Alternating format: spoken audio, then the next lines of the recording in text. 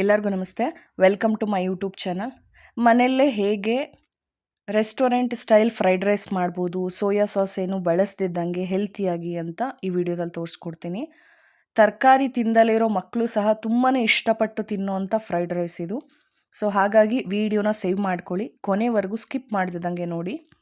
ಇಲ್ಲಿ ನಾನು ಒಂದು 2 ಈರುಳ್ಳಿನ ಉದ್ದುದ್ದಕ್ಕೆ ಕಟ್ ಮಾಡಿ ಇಟ್ಕೊಂಡಿದ್ದೀನಿ.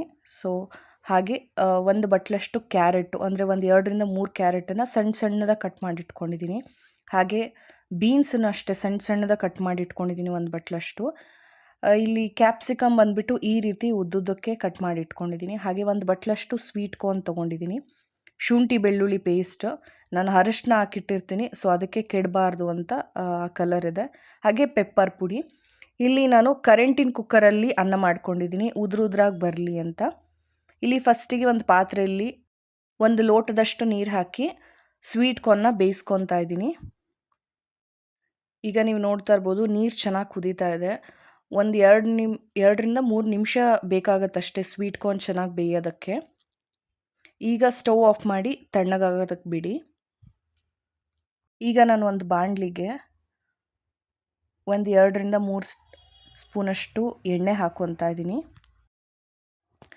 ಈಗ ಎಣ್ಣೆ ಕಾಯ್ತಿದ್ದಂಗೆ ನಾವೇನು ಉದ್ದುದ್ದಕ್ಕೆ ಹಚ್ಚಿಟ್ಕೊಂಡಿರ್ತೀವಲ್ಲ ಈರುಳ್ಳಿ, ಅದನ್ನು ಹಾಕ್ಕೊತಾ ಇದ್ದೀನಿ. ಇಲ್ಲಿ ಏನಕ್ಕೆ ಎಣ್ಣೆ ನೊರೆ ಬರ್ತಾ ಇದೆ ಅಂದರೆ, ನಾವು ರಿಫೈನ್ಡ್ ಆಯಿಲ್ ಬಳಸ್ತಾ ಇಲ್ಲ, ಪ್ಯೂರ್ ಆಯಿಲ್ ಬಳಸೋದ್ರಿಂದ ಈ ರೀತಿ ನೊರೆ ಬರುತ್ತೆ.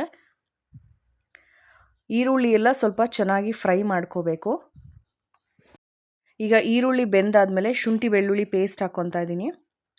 ಇದೇನಕ್ಕೆ ಯೆಲ್ಲೋ ಕಲರ್ ಇದೆ ಅಂದರೆ, ನಾನು ಅರಿಶಿನ ಹಾಕಿ ಸ್ಟೋರ್ ಮಾಡಿ ಇಟ್ಕೊತೀನಿ, ಸೊ ಅದಕ್ಕೋಸ್ಕರ. ಈಗ ಸಣ್ಣದಾಗೆ ಚಾಪ್ ಮಾಡಿ ಇಟ್ಕೊಂಡಿರೋ ಕ್ಯಾರೆಟನ್ನು ಹಾಕ್ಕೊತಾ ಇದ್ದೀನಿ. ಇದನ್ನು ಸಹ ನೀವು ವಾಶ್ ಮಾಡಿ ಹಾಕ್ಕೋಬೇಕು. ಸಣ್ಣದಾಗೆ ಹಚ್ಚಿಟ್ಕೊಂಡಿರೋದ್ರಿಂದ ಮಕ್ಕಳಿಗೆ ತಿನ್ಬೇಕಾದ್ರೆ ಚೆನ್ನಾಗಿ ಅನಿಸುತ್ತೆ. ಸೊ ದೊಡ್ಡ ಸೈಜಲ್ಲಿ ಹಚ್ಚಿಟ್ಕೋಬೇಡಿ ಕ್ಯಾರೆಟನ್ನು. ಈಗ ಬೀನ್ಸು ಬೇಗ ಬೇಯುತ್ತೆ, ಅದಕ್ಕೋಸ್ಕರ ಕ್ಯಾರೆಟನ್ನು ಒಂದು 5 ನಿಮಿಷ ಚೆನ್ನಾಗಿ ಬೇಯಿಸ್ಕೊಳ್ಳಿ. ಅದಾದಮೇಲೆ ಬೀನ್ಸನ್ನು ಹಾಕ್ಕೊಳ್ಳಿ. ಬೀನ್ಸು ಸಹ ಸಣ್ಣ ಸಣ್ಣದಾಗಿ ಹಚ್ಚಿಟ್ಕೊಂಡ್ರೆ ಚೆನ್ನಾಗಿ ಬೇಯುತ್ತೆ. ಹಾಗೆ ಮಕ್ಕಳು ಸಹ ಇಷ್ಟಪಟ್ಟು ತಿಂತಾರೆ. ಈಗ ಕ್ಯಾರೆಟು ಬೀನ್ಸು ಎರಡನ್ನೂ ಚೆನ್ನಾಗಿ ಬೇಯಿಸ್ಕೊಳ್ಳಿ. ಪ್ಲೇಟನ್ನು ಮುಚ್ಚಿಬಿಟ್ಟು ಇದು ಹಬೆಯಲ್ಲೇ ಚೆನ್ನಾಗಿ ಬೇಯಬೇಕು, ನೀರು ಹಾಕ್ಕೊಂಡಿದ್ದಂಗೆ ಹಾಗೆ ಬೇಯಿಸ್ಕೊಳ್ಳಿ. ಈಗ ಇದು ಬೇಗ ಬೇಯಬೇಕು ಅಂದ್ಬಿಟ್ಟು 1 ಸ್ಪೂನಷ್ಟು ಉಪ್ಪನ್ನು ಹಾಕಿ ಬೇಯೋಕ್ಕಿಟ್ಟಿದ್ದೀನಿ. ಈ ರೀತಿ ಪ್ಲೇಟ್ ಮುಚ್ಚಿ ಬೇಯಿಸ್ಕೊಳೋದ್ರಿಂದ ಬೇಗ ಬೇಯುತ್ತೆ.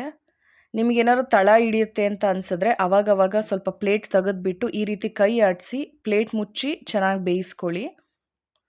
ಕ್ಯಾರೆಟು ಬೀನ್ಸು ಚೆನ್ನಾಗಿ ಬೆಂದಿದೆ ಅಂದಮೇಲೆ ಮಾತ್ರ ಕ್ಯಾಪ್ಸಿಕಮ್ ಹಾಕ್ಕೊಳ್ಳಿ. ಏನಕ್ಕೆ ಅಂದರೆ ಕ್ಯಾಪ್ಸಿಕಮ್ ತುಂಬ ಬೇಗ ಬೇಯುತ್ತೆ, ಜಾಸ್ತಿ ಹೊತ್ತು ಬೇಯಿಸೋದು ಬೇಕಾಗೋದಿಲ್ಲ ಅದಕ್ಕೆ. ಈಗ ಕ್ಯಾಪ್ಸಿಕಮ್ ಹಾಕಿದ್ಮೇಲೆ ಮತ್ತೆ ಪ್ಲೇಟ್ ಮುಚ್ಚಿ ಚೆನ್ನಾಗಿ ಬೇಯಿಸ್ಕೊಳ್ಳಿ. ಈಗ ತರಕಾರಿ ಎಲ್ಲ ಚೆನ್ನಾಗಿ ಬೆಂದಿದೆ. ಮಕ್ಕಳೇನಾದರೂ ತರಕಾರಿ ತಿನ್ನಲ್ಲ ಅಂದರೆ ಈ ರೀತಿ ಒಂದು ವೆಜ್ ಫ್ರೈಡ್ ರೈಸ್ನ ಮಾಡಿಕೊಡಿ. ಇದಕ್ಕೆ ಸೋಯಾ ಸಾಸ್ ಏನೂ ಹಾಕೋದು ಬೇಕಾಗೋದಿಲ್ಲ. ಹೋಟೆಲ್ ಸ್ಟೈಲಲ್ಲೇ ಅದೇ ಟೇಸ್ಟ್ ಇರೋ ಥರ ಈಗ ನೀವು ನೋಡ್ತಾ ಇರ್ಬೋದು, ತರಕಾರಿ ಎಲ್ಲ ಚೆನ್ನಾಗಿ ಬೆಂದಿದೆ. ಈಗ ಇದಕ್ಕೆ ಒಂದು 2 ಸ್ಪೂನಷ್ಟು ಮೆಣಸಿನ ಪುಡಿನ ಹಾಕ್ತಾ ಇದ್ದೀನಿ. ಹಾಕಿ ಮಿಕ್ಸ್ ಮಾಡ್ಕೋಬೇಕು. ಇಲ್ಲಿ ನಾನು ಉಪ್ಪು ಹಾಗೆ ಮೆಣಸಿನ ಪುಡಿ ಬಿಟ್ಟರೆ ಬೇರೆ ಏನೂ ಹಾಕ್ತಾ ಇಲ್ಲ. ಸೋಯಾ ಸಾಸ್ ಅದೇನೂ ಬೇಕಾಗೋದಿಲ್ಲ. ಈಗ ನೀವು ಕರೆಂಟಿನ ಕುಕ್ಕರಲ್ಲಿ ಅಥವಾ ಕಡೆಗೇನಾದ್ರು ಬಸ್ದು ಅನ್ನ ಮಾಡ್ಕೊಂಡಿದ್ರೆ ಈ ರೀತಿ ಬಿಸಿ ಆದಮೇಲೆ ಸ್ವಲ್ಪ ಕಂಪ್ರೆಸ್ ಆದಂಗೆ ಆಗಿರುತ್ತೆ. ಈ ರೀತಿ 1 ನಿಮಿಷ ಕೈ ಆಡಿಸ್ಬಿಟ್ಟು ತಣ್ಣಗಾಗೋದಕ್ಕೆ ಬಿಡಿ ಅನ್ನನ. ಅನ್ನ ತಣ್ಣಗಾದ್ಮೇಲೆ ಮಾತ್ರ ಹಾಕ್ಕೊಂಡ್ರೆ ನಿಮಗೆ ಉದ್ರಾಗೆ ಬರುತ್ತೆ ಫ್ರೈಡ್ ರೈಸು. ಈಗ ಅನ್ನ ತಣ್ಣಗಾಗಿರೋದನ್ನು ಹಾಕ್ಕೊತಾ ಇದ್ದೀನಿ ನೋಡಿ. ನೀವು ಬಿಸಿದು ಹಾಕ್ಕೊಬಿಟ್ರೆ ಸೊ ಆ ರೀತಿ ಬರೋದಿಲ್ಲ, ಅದಕ್ಕೆ ತಣ್ಣಗಾಗಿರೋ ಅನ್ನನ ಹಾಕ್ಕೊಳ್ಳಿ.